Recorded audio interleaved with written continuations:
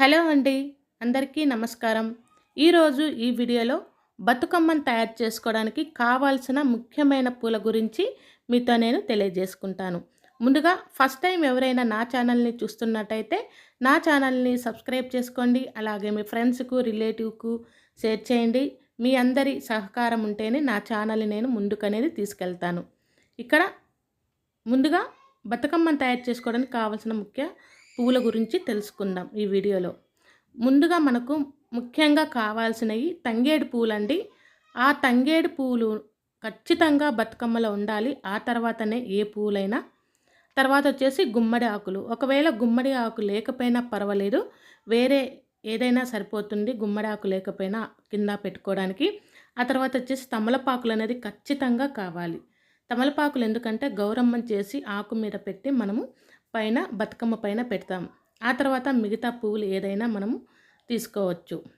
పసుపు, కుంకుమ, తమలపాకులు, తంగేడు పూలు ఇవన్నీ ఖచ్చితంగా ఉండాలండి బతుకమ్మను తయారు చేసుకోవడానికి.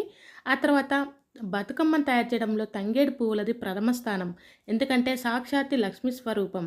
తెలంగాణలో ఈ తెలంగాణ వాళ్ళు ప్రతి ఒక్క ఇళ్ళ ముందు కూడా ఈ తంగేడు చెట్టు అనేది ఉంటుంది. ఎందుకంటే నేను చూశాను కాబట్టి చెప్తున్నాను. అలాగే ఆ తర్వాత బంతి పువ్వులు ఎరుపు, పసుపు, గులాబీలు, చామంతులు, ముద్దమందారాలు, ఇంకా గన్నేరులు, నందివర్ధనాలు ఏవైనా సరే మనము ఈ బతుకమ్మను తయారు చేసుకోవడానికి మనం వాడుకోవచ్చు.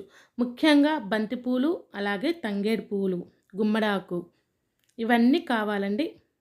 ఎలా చేసుకోవాలి ఏంటనేది నేను లాస్ట్ వీడియోలో చూపించాను. బతుకమ్మని ఎలా చేసుకోవాలి ఏంటనేది. ఇక్కడ జస్ట్ పూల గురించి మాత్రమే మీకు నేను తెలియజేస్తున్నాను. ఒకవేళ తంగేడు పువ్వు లేకపోతే బంతి పూలతో నేను చేసుకోవచ్చు, కానీ మనకు దొరుకుతుంది అనుకుంటే మాత్రము ఖచ్చితంగా ఈ తంగేడు పూలు అనేది తెచ్చుకోవాలండి. తంగేడు ఎక్కడైనా దొరుకుతుందండి. ముఖ్యంగా సిటీలలో అయితే మీకు ఖచ్చితంగా ఈ పండగ సీజన్లో అమ్ముతారండి. పువ్వులు వాళ్ళ దగ్గర తంగేడు పువ్వులు ఉంటాయి. తెచ్చుకొని బతుకమ్మను అనేది పేర్చుకోవచ్చు.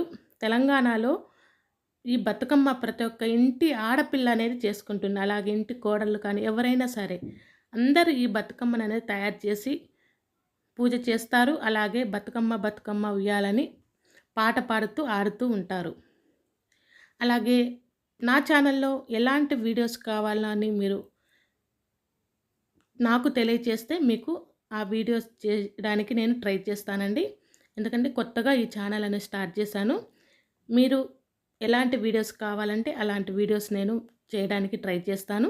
అలాగే ఈ వీడియో మీకు నచ్చితే లైక్ చేయండి, షేర్ చేయండి. మీ ఫ్రెండ్స్‌కు, రిలేటివ్స్‌కి కూడా యూజ్ అనిపిస్తే ఇది షేర్ చేయండి. అలాగే మీరందరూ కూడా బతుకమ్మను తయారు చేసుకోవడానికి ఈ పువ్వులన్నీ మనము ఒకరోజు ముందుగానే మనము సిద్ధం చేసుకుంటే మంచిదండి. పువ్వులనేది ఇప్పుడు ప్రతి ఒక్కరి ఇళ్ళల్లో ఫ్రిడ్జులు ఉంటాయి కాబట్టి తెచ్చి ఫ్రిడ్జ్‌లో పెట్టుకున్నా సరిపోతుంది.